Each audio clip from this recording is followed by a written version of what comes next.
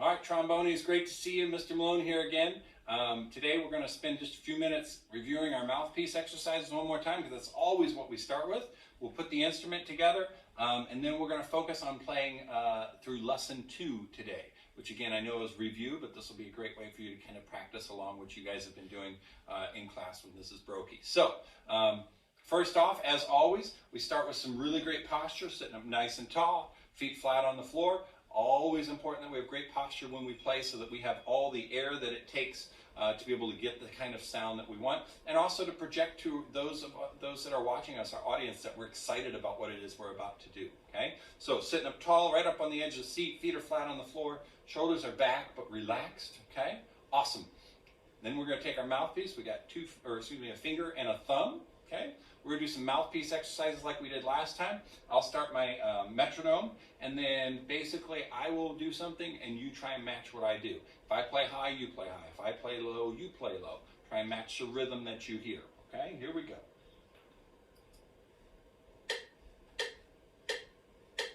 1, 2, here I go.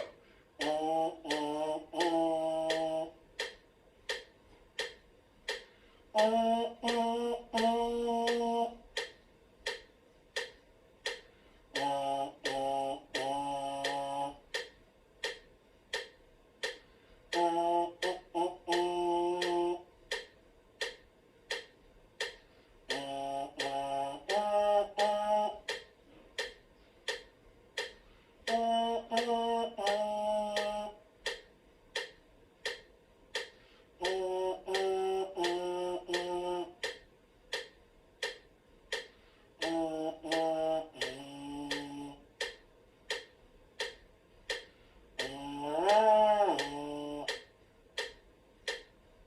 oh.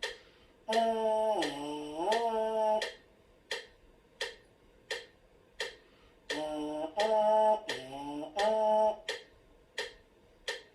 And we'll stop. Nice job. Very nice job, guys. Doing great. Now, I wonder, as we were going through that, if you recognized a song at all. Okay? If not, that's okay. I'm going to break it down and we're going to do it again for you. One of your assignments this week is to really take this mouthpiece buzzing to a new level. Okay? And the way you can do that is I want you to pick a super simple song, and I want you to practice trying to buzz that song on your mouthpiece only, no instrument. See if you can control your lips enough to make it sound like a song. Then play that song for mom and dad, grandma, grandpa, brother, sister, see if they can recognize it without you telling. So for example, I'm going to play a song. I kind of previewed this a little bit in what we just did a second ago. See if you can recognize it. Oh, oh, oh, oh, oh, oh, oh. Oh, oh, oh, oh, oh, oh, oh. Anybody recognize it? Hopefully. Yes? Yes, if you said Mary had a little lamb, congratulations. Air high five.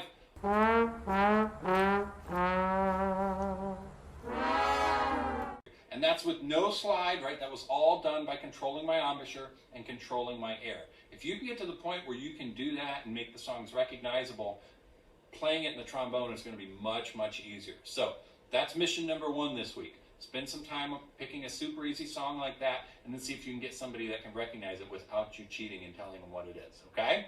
Awesome. Next, we're going to go ahead and put our instrument together. So I've got both parts of my instrument here. As always, I've got the slide. I've got the taller part on the left side. And then I take my bell, I set it on top of that. And then I screw that down. I'm going to take my mouthpiece, put it down on the right side, turn that just a little bit, make sure that that is in, and then I'm ready to go.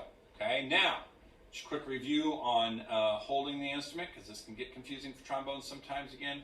We have our thumb here, our first finger goes straight across towards the mouthpiece, 2 fingers in here, and then we have our pinky underneath. Okay, we get ready to play. We're going to bring our right hand in. Right hand is 2 fingers and a thumb. So the thumb is towards me, the 2 fingers facing away, and I bring it up and I'm ready to play like this. Okay? Some things to watch out for now that you're starting to get a little bit more comfortable with holding the instrument. Make sure we're not getting wings going like this or like this. Okay?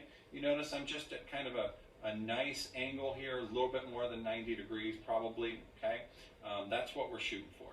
You also notice again the angle of the trombone. I'm not playing down, I'm not playing up, I'm pretty level. Okay, you could be angled down just a smidge is fine, but we don't want to be playing towards the ground. Okay, so that's what we're shooting for. Awesome. Okay, I'm going to unlock my slide and let's do a little bit more playing. I play, you play, and we're just going to go back and forth between our B flat and our F. Okay, our B flat and our F, both first position, and see if you can match what I do. Here we go. 1, 2, ready, go.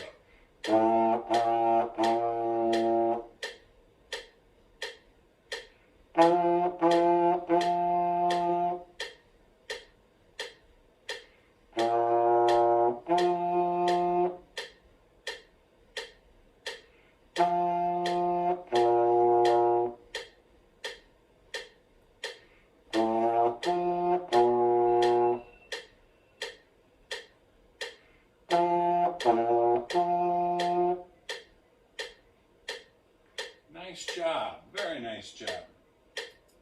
The other thing, hopefully you're getting more comfortable with those B flats and the Fs. The other thing that's really critically important is making sure that we are getting comfortable with a steady airstream. So what I mean is when we play let's play our F for example, we want to make sure that this F stays with a nice, steady, consistent sound. The sound isn't stopping and starting or going up and down. It sounds steady.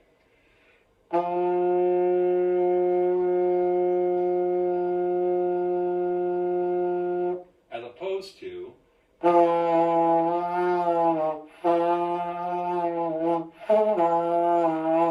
right? That was kind of an F, but it didn't sound very good, right? Because it kept changing, right? We kept getting shaky with our sound. Same thing on the B flat. We want to be a nice, steady, consistent B flat.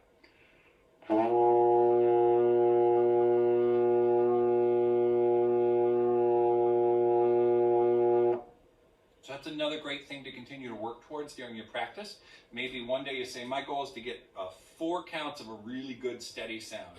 And then maybe the next day we're going to work towards 8 counts or 12 and kind of make it a little competition with yourself and see kind of how long you can eventually hold it with still maintaining a really good sound. Once you don't have a good sound anymore, it doesn't count. You can't count those counts anymore, okay? So as we look at lesson 2 for today, notice it says continue practicing your buzzing exercises. We did that. Work for a steady airstream, which we just talked about. Practice your low B flat and your high F, which we just did some call and response, some back and forth with those 2 notes.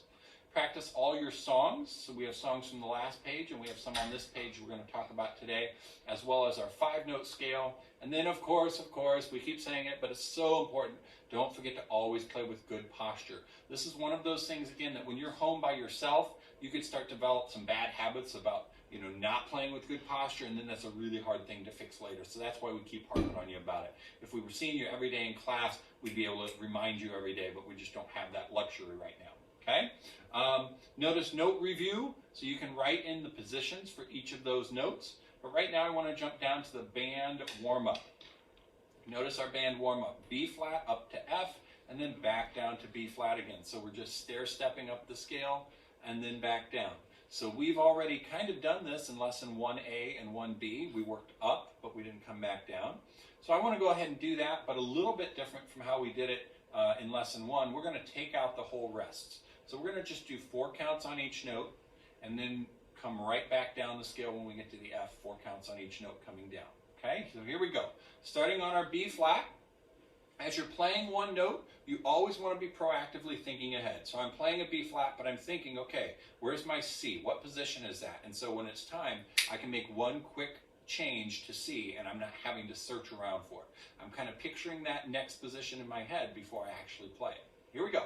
This is band warm-up, 4 counts on each. And you might not be able to keep up with this yet, but that's okay. You can always take it back and practice it again. Here we go. 1, 2, ready, go.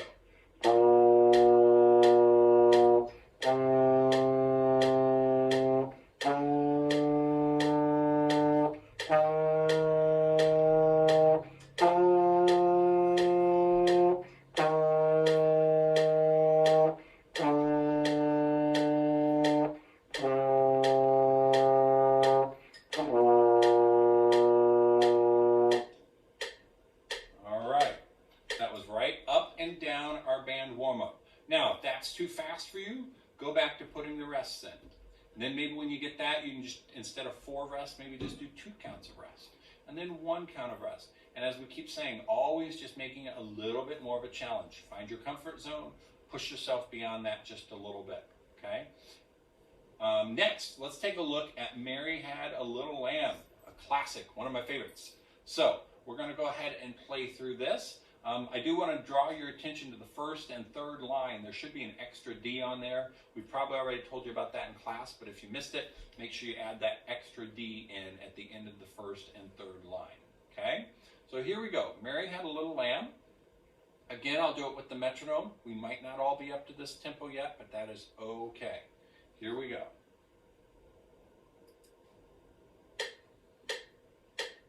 Starting in my 4th position D. So I've got my slide lined up with the bell. Here we go.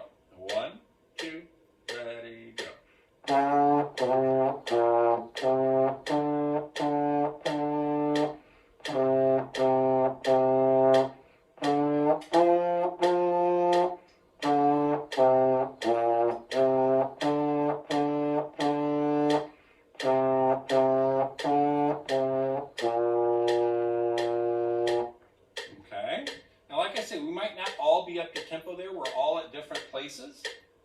My metronome is currently set at 86, so you might go, man, that's just too fast for me. No problem. Slow your metronome down to 72 or 60 or whatever you need to do to be able to play it at a certain tempo. The more important thing is that you're always playing steady. You want to try not to speed up and slow down, but if you need to play it slower but at a steady tempo, that is great. Okay, so find the tempo that works best for you. Okay. And then slowly work your way up, and then eventually you'll be able to maybe go back and play that along with me on this video. All right? Okay, now I want to take a second here and look at Jingle Bells. All right, I know it seems a little weird. We're in August or maybe September at this point, and we're talking about Christmas songs. But the good news is, by the time Christmas rolls around, you're going to be a rock star at this. You'll be able to play it for Grandma and Grandpa, and they're going to go, oh my gosh, that was so cute. Ooh, pinch your cheeks, all that stuff that we love, right? So, so this is going to be great. So it gets us in the holiday spirit a little early, and by the time holiday rolls around, you're going to be a rock star at this. So go ahead and take a look at Jingle Bells for me in lesson 2. And I want you to notice there's 2 lines there, right? And those 2 lines, if you compare them, you'll notice they're almost the same thing, right? And then at the very end of each line, we start to have some changes. So the end of line 1, we have the D, C, C, D, C, F. And at the end of line 2, we have the F, F, E flat, C, B flat. Okay, so that's when things change a little bit, but the whole rest of the first part is all the same, which is great. Okay, so we're going to go ahead and try this together.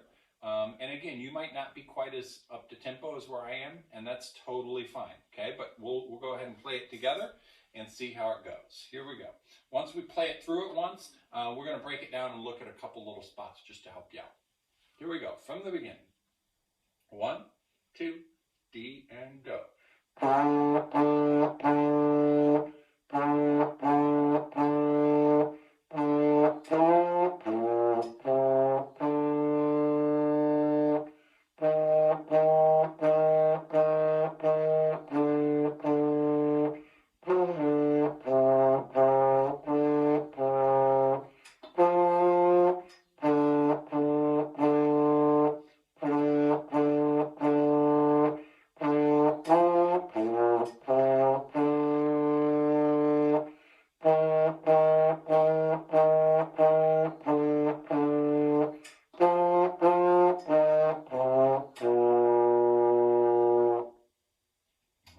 So that's what we're shooting for eventually. I do want to take a second and just look at the end of the first line and the end of the second line. So the end of the first line where we have D, C, C, D, C, F. Let's go ahead and try that together just a little bit slower. So you're going 4, 6, 6, 4, 6, and then all the way into first position. Here we go. Ready, go.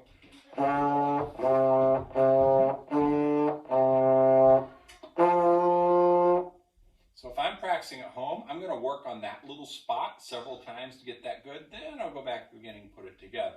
Same thing for the last part of the second line. F, F, E flat. Then you notice it skips the D, skips right down to the C, and then back to the B flat. Ready, go. Okay,